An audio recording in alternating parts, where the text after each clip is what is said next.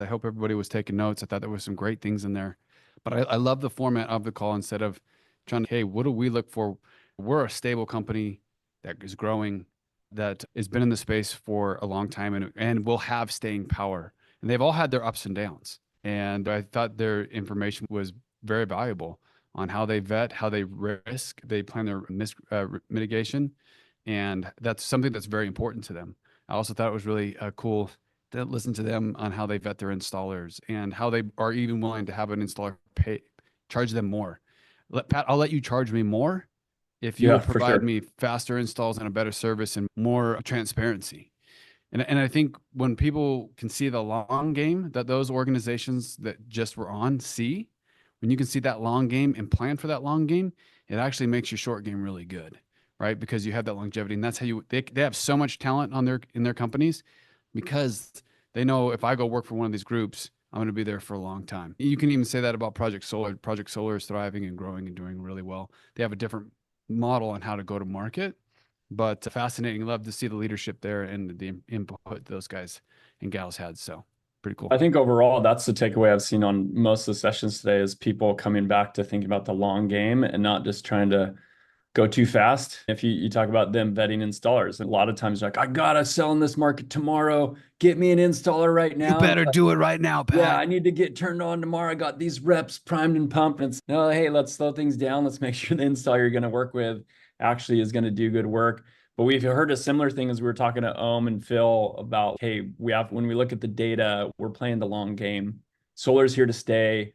All the, signs of the times with like the utility rates increasing and all these things, like that's only making the resi solar market we're all in even better and even in more demand. So I think there are some of those takeaways for each session we could go through. I took some notes, but that long game probably came up in every session. Yeah. And I think that's so critical in this space. Yeah. When you were talking about the long game, it made me think of the finance panel and these companies. Eric from Dividend, been here 11 years. Like he's seen it all. But it's just, he made his comment, we're still in our infancy. Yeah, Think that's about that as an industry. We're in the infancy. Like the automotive industry has been here for 100 plus years, right? And you look at any other industry, and they're all really well established, except for new emergent ones. And solar is one of them. And yeah, we're doing some course correcting right now.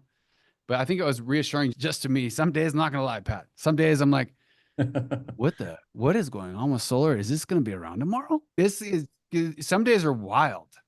And I think everybody that's listening to this can understand that and just and empathize with it. Yeah, it is crazy out there. And sometimes you're like, oh, maybe I go jump to something else that's a little less volatile. And so I can sleep better at night and go to my kids' soccer games. But I think the people that have been on these calls, most of us are crazy.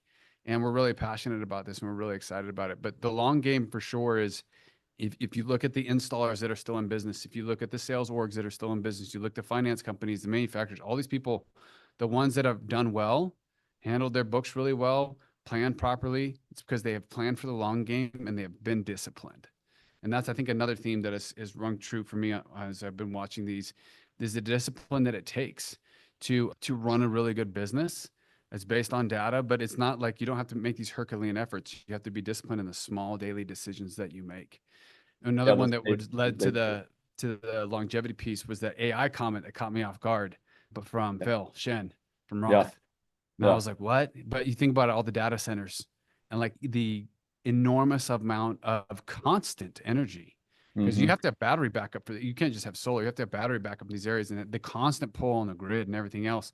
That was a really insightful comment. I was like, Phil, thank you for that. Yeah, yeah, go start installing in communities where there's a data center. Super interesting though, but it's all those demand on energy that's making, again, that case for resi solar of the distributed network being so important. I think part of that too is the rise of VPPs. I think you and I were like somewhere a couple years ago with a manufacturer and they were talking about VPPs and I was like, my mind was blown and I was like, is this real? Borrowing energy from people in your network? Like I this is think that was crazy. end phase. Yeah, I think it was out at Enphase, and they were talking about the future batteries. And at the time, I was like, "What in the world?" But Yeah. now, as Chris was Serious. showing, all the VPP programs that have taken off, and there's Yeah. probably going to be even more.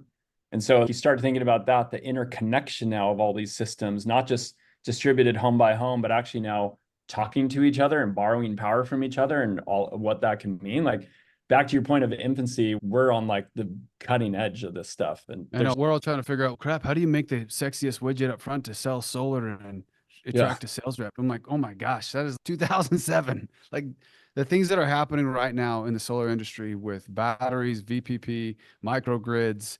Jordan Benning talked about it, like the owning the customer and having the ability to have that relationship and continue to monetize, continue to provide services, like all of those different things. I think you're also seeing a potential shift. It won't be like this for all groups, but there are some sales originators that um, will maybe become their own class of entity of like type of company where they're not really considered sales originators anymore, but they're considered revenue generation machines. And I think that there's a distinction. There's solar sales companies and then there's revenue generating companies. And I think you can see the Sunders and the New Suns of the world and the Vivint and others, you can see them taking those steps to say, hey, cool, selling solar is rad, but what else? We're building something and generating cash. What else can we do that provides the consumer long-term value and that also provides us long-term value?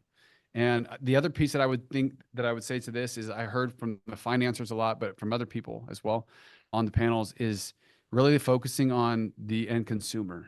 I think we forget about that sometimes. We think the consumer is the sales rep, or we think the consumer is the installer or the finance company. The consumer is Betty, who just got solar on her home, has a 8 kilowatt system with a battery backup. That's who our consumer is. What is her mhm. experience? Is it easy for her to understand and use the apps? What was the sales experience? What was the welcome call experience? What was the finance experience like? Paying her bills, like all of those things. That to me is the quintessential long game. If we can all focus as an industry on how to make that seamless, painless, and frictionless for her, then man, there's so much road ahead of all of us to do some really cool things and to make a good living. Yeah, I think that ties into what Bill Murphy was talking about. He was talking about acquisition costs. We have to bring that down.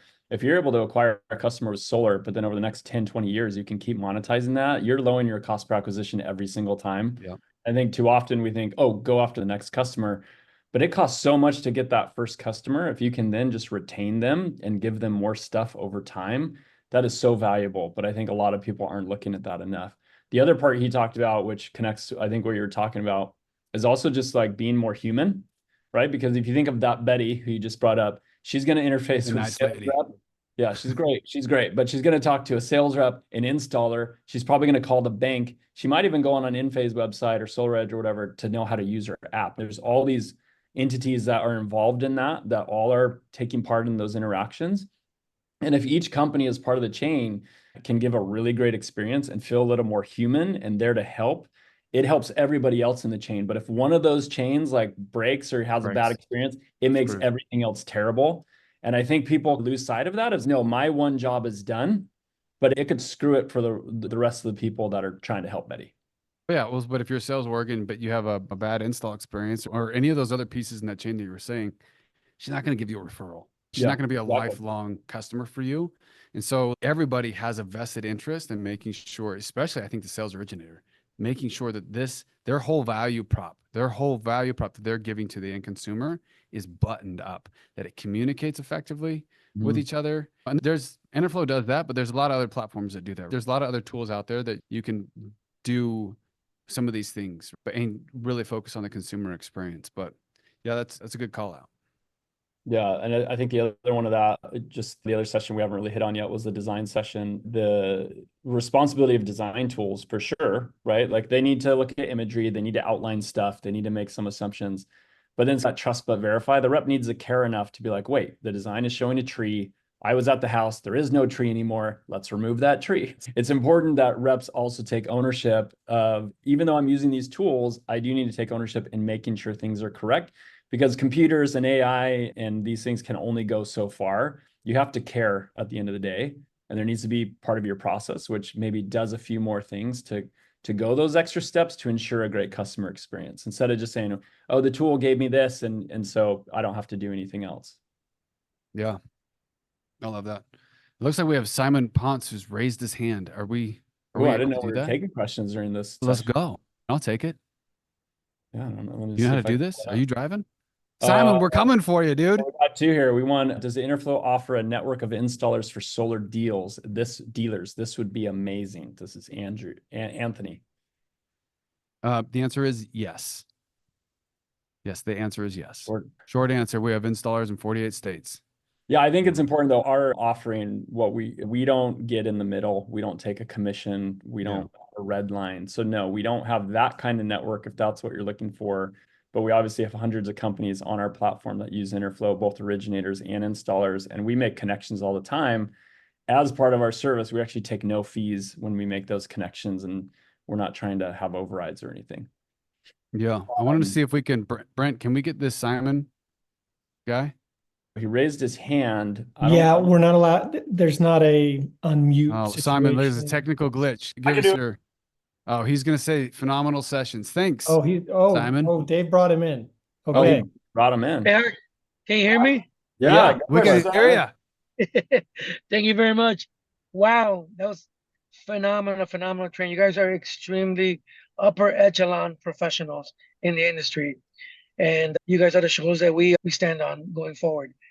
That being said, question: is this recorded? And if it is, can we have access to it, please? Heck Yep, yeah. it is recorded. It's only $1,000 a minute, and you can watch it. No, yeah, it's all free, and we'll be giving more information out. Brent will get that out. But each session is recorded, and we're making this available to everybody. This is something that Pat and I have wanted to do for a long time. Brent actually corrected me. It was about 3 years ago.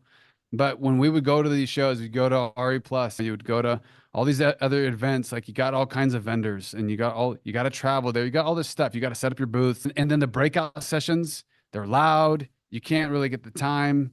And I just was like, this isn't accretive. I'm not getting it. Sometimes they're too pitchy, like a sales pitch. Yeah. And it's just, I didn't want to be pitched. Like you haven't heard us. We're not pitching Enerflo today. We're not pitching you on our product. We're not pitching you on any other stuff. We're trying to say, hey, and hopefully you've seen the unique perspective that we've taken and we're going to continue to take. This is something that we're going to continue to do. But we wanted to have a place where we could all gather together, whether it's physically or virtually, and learn from each other, because a rising tide raises all ships.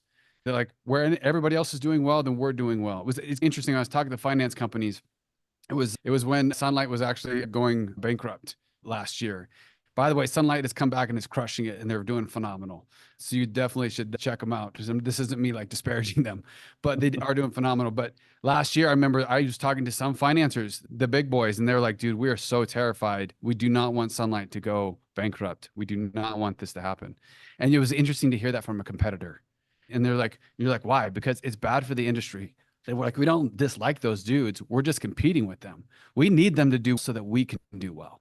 And I think sometimes we lose sight of that in this industry, because sometimes it is very cutthroat and dog eat dog and backstabby, like a lot sometimes.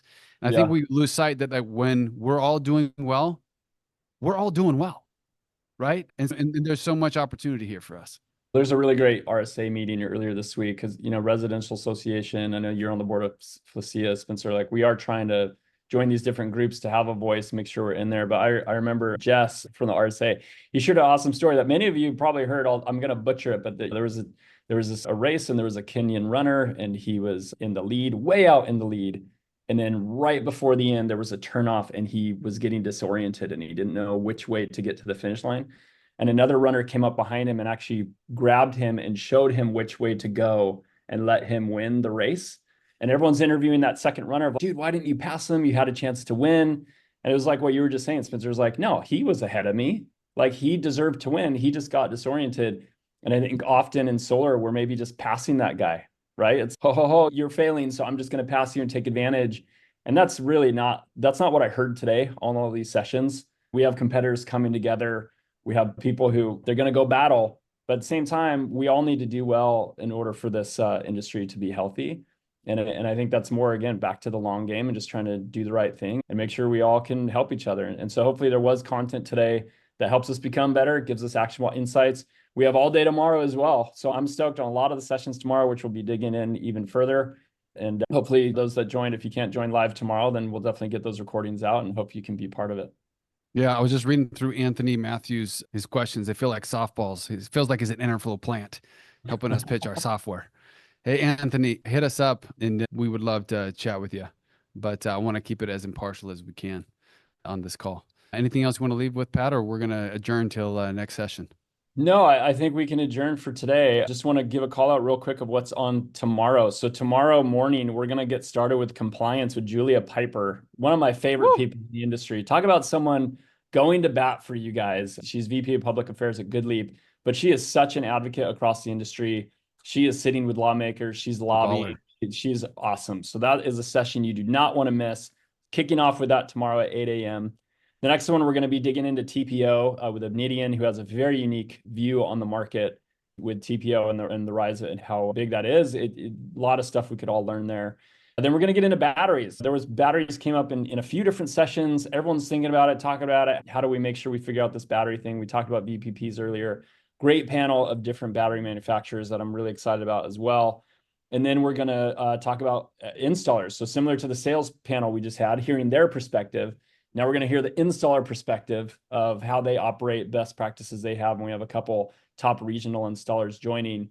And then you and I will sync back up again and we'll talk about the future of Enerflo and where we're headed as a company. So tomorrow's just going to be as good as today. And it's really exciting. And so please tune in and be a part of that with us. I just want to give a special thanks before we adjourn. Again, this is no cost to you guys, but we've had a lot of people on our side putting a lot of time and effort to make this a reality. Special shout out to all of our participants today, all of our panelists and our speakers. Like, they took time out of their schedules and they prepared and to bring you guys some great content. A lot of great people and time that went into it. But thanks to all you join as well. Makes it great. Appreciate the comments, and we'll see you guys tomorrow. It's a wrap for today.